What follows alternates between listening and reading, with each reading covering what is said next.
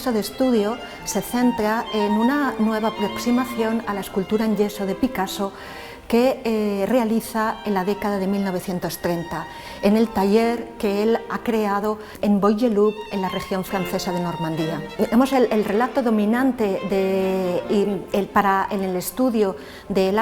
esta escultura en yeso de Picasso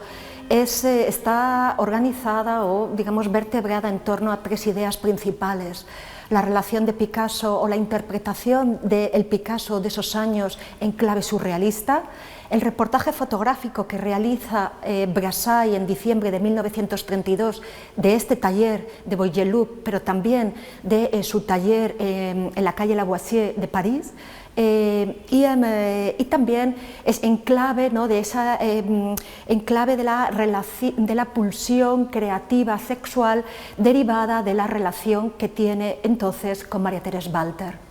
Sin embargo, digamos, la apuesta de esta aproximación se fundamenta en la revisión de la escultura en yeso a partir de lo que nos devuelve una lectura atenta a las fotografías que han estado fundamentalmente conservadas en los archivos privados o que han tenido una menor circulación, porque hay que considerar que las fotografías de Brassai se publicaron, una parte del reportaje que hizo, se publicaron en el primer número de la revista Minotaur, de tal manera que ahí se dio a conocer o se construyó una idea de artista y una idea de un Picasso escultor, en unos términos dominados, ¿no?, por pensamiento, la estética surrealista.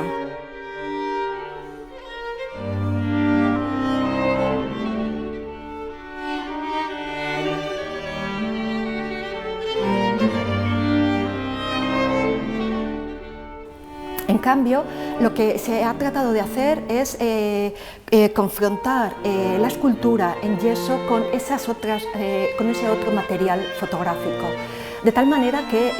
el estudio de Bois-Guillaume no es esa cueva de la que emerge la obra del artista en la oscuridad, en un momento de creación íntimo en el que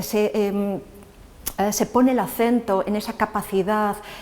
extraordinaria de Picasso para crear, en el que el artista, ¿no?, ha sido catalogado como genio, demiurgo, etc., en su poder de transformación de la materia, en este caso el yeso. En cambio, estas otras fotografías nos dan a entender a Bois-Guillaume como un espacio en el que acontece la escultura, pero que también se puede vincular con otros factores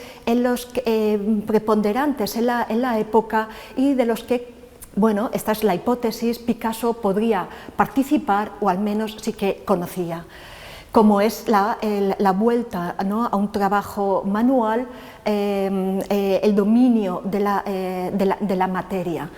Pero a su vez, también otro de los niveles, ¿no?, de estudio y de aproximación en la reconsideración de la escultura en yeso de Picasso ha sido el valor funcional, simbólico, intrínseco al material, al yeso.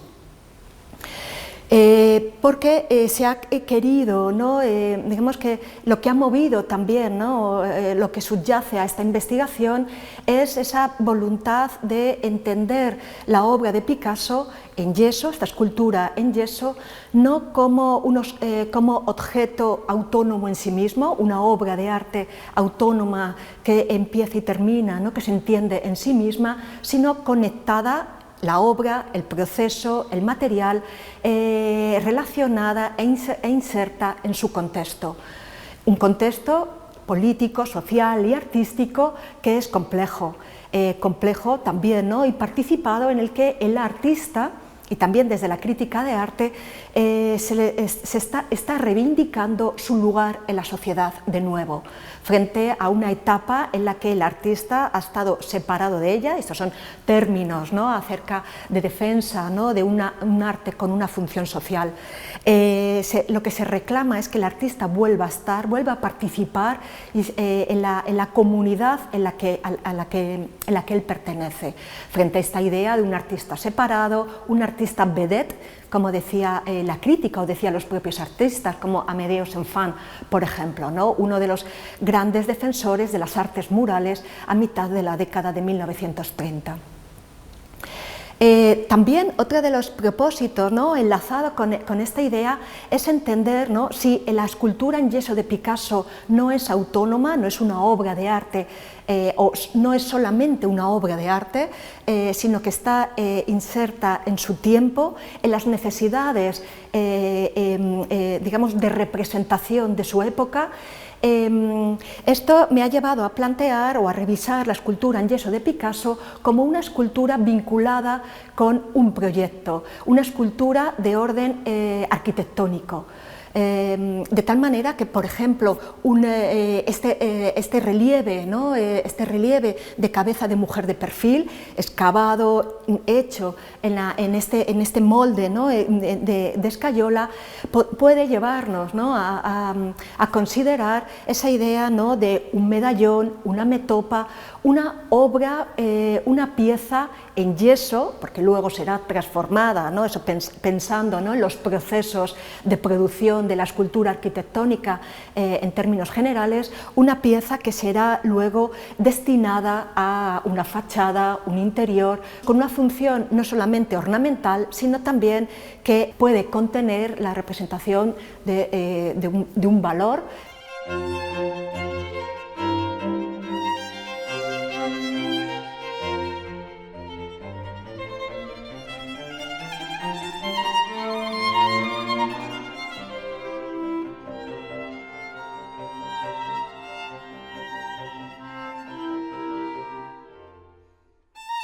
Para contextualizar la escultura en yeso de Picasso, he acudido a diferentes factores, episodios que están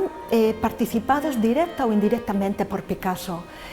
para argumentar esta hipótesis de la escultura en yeso como una escultura arquitectónica. Uno de ellos es el manuscrito que Julio González elabora a comienzos de la década de los años 30 y que lleva por título Picasso y las catedrales. Es un manuscrito que se conserva en los archivos Julio González en el IBAM en Valencia y consiste en, en el texto redactado por Julio González intercalado con postales de fachadas de catedrales góticas. En este ejercicio, en esta reflexión que González lleva a cabo de Picasso, no solamente está hablando de Picasso como artista, sino que ya en ese título encierra una voluntad de entroncarlo en una genealogía específica, aquella de los artífices, de los artistas, digamos, que están participando de un proyecto colectivo, de un monumento colectivo, como fueron entendidas las catedrales ya desde el siglo XIX. Bueno, incluso ya en su momento, ¿no? De tal manera que en ese aparente detalle, pero bien significativo, en el que Picasso está participando de una escultura llamada y dirigida a una comunidad, ¿no?, en esta equivalencia entre la escultura de Picasso o el trabajo de Picasso en general con la obra de la catedral gótica. También hay que recordar a este respecto, ¿no?, que es un momento, esos comienzos de la década de 1930, en el que precisamente Picasso está, tras unos años de colaboración con Julio González y dedicado a una escultura en hierro, a una soldadura y a una escultura, ¿no?, a través de chapas, chapas de hierro, ¿no?, a través de soldadura, Picasso opta por una escultura en yeso. De tal manera que, bueno, la pregunta está ¿qué ocurre?, ¿no? O la pregunta que cabe hacerse es ¿por qué ese cambio de materiales?, ¿no? Y si se puede, digamos, responder o argumentar que en el cambio de material hay también una voluntad de representación o una acomodación, ¿no?, o una mayor pertinencia de la escultura en yeso, de ese reclamo, ¿no?, a una escultura en yeso que pueda ser traducida después en cemento o en piedra, porque de esa manera, ¿no?, se sigue toda la línea de una escultura ornamental, una escultura de fachada, pero que encierra un programa, un valor de representación, alegoría, la representación de alguna historia religiosa, secular, etc.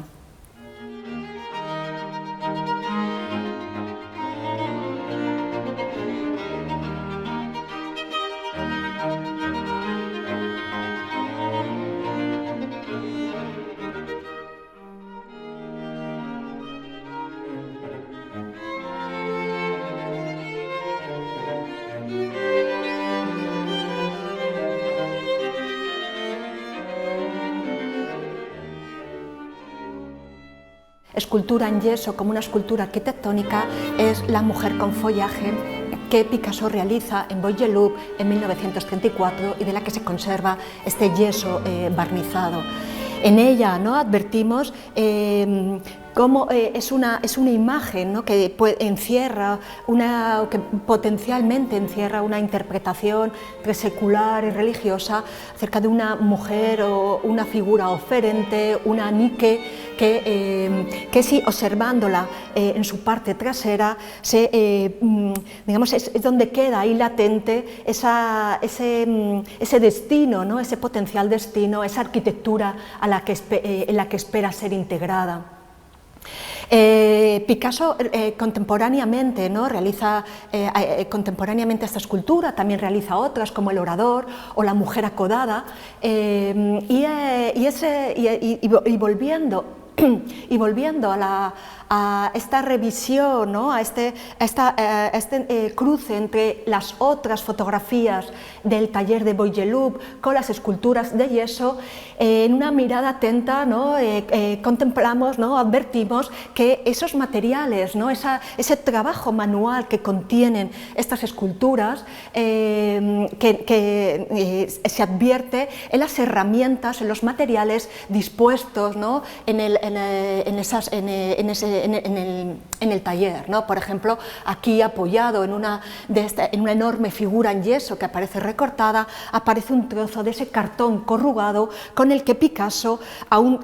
ha realizado la huella, ha impreso en el yeso fresco, ha impreso y ha construido esa vestimenta, esa túnica, ¿no?, apelando a las estrías de una columna, pero también de un peplo, de un peplo, ¿no?, digamos, griego.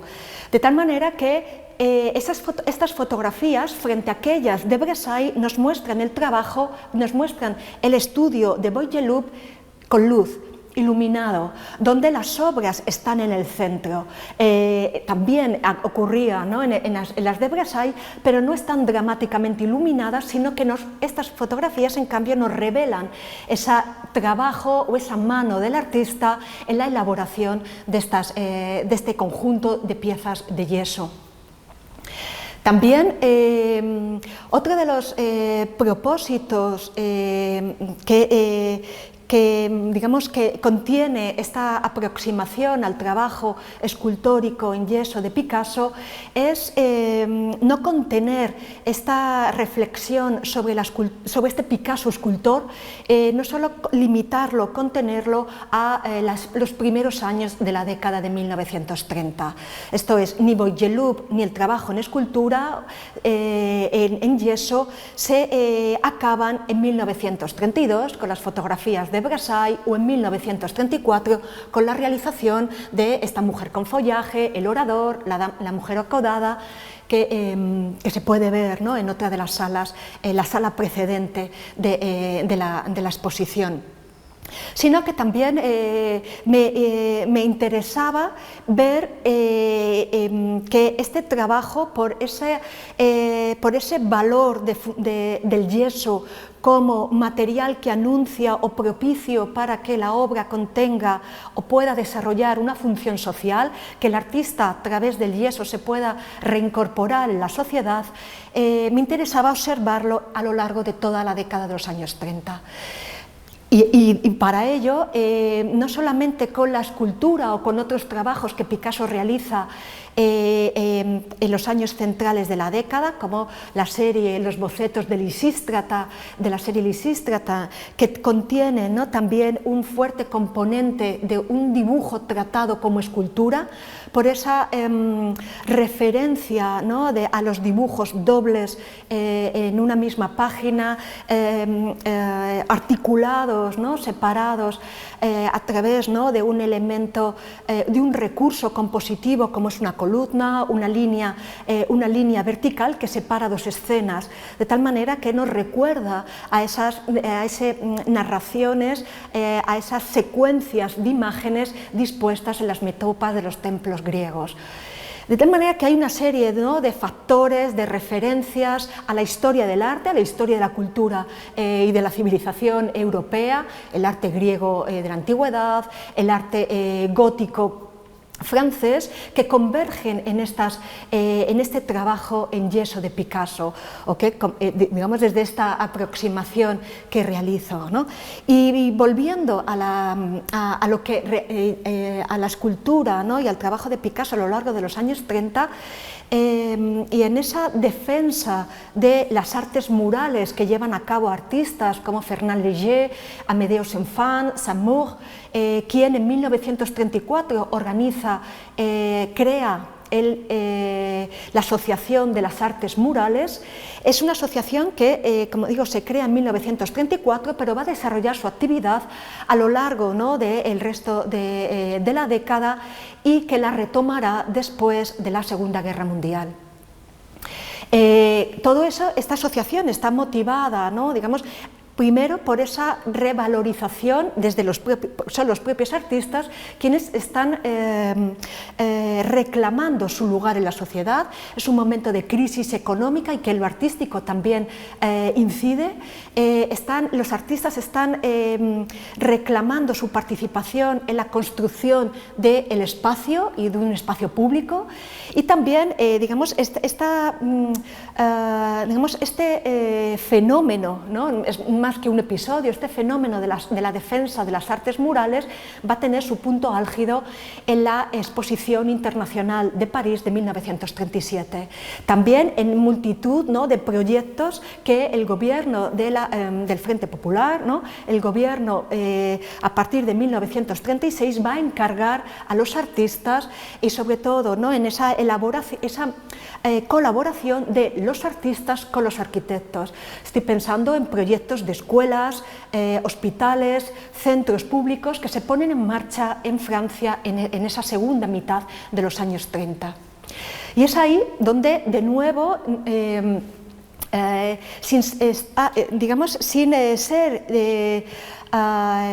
sin tener una constancia explícita de ello, pero Picasso,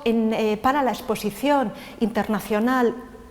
de París de 1937, y en su directa participación en el pabellón de España para esa exposición, a él le encargan, como bien sabemos, un mural para ese pabellón. Pero también sabemos que Picasso no solo responde con ese mural, que será llamado Guernica,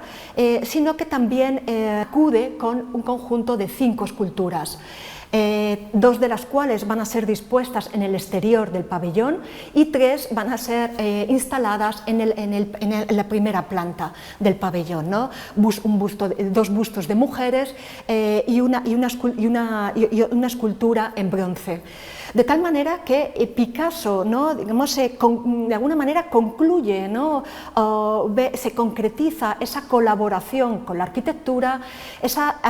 escultura llamada a completar un programa revolucionario, pero un programa político, como fue el pabellón de España en la exposición de 1937. Esculturas que remiten, que salen de modelos como la mujer con jarra o los bustos de mujer, ¿no?, las cabezas de mujer, estos tipos, estas esculturas que salen de los modelos que él había realizado en yeso años anteriores, ahora traducidas en cemento.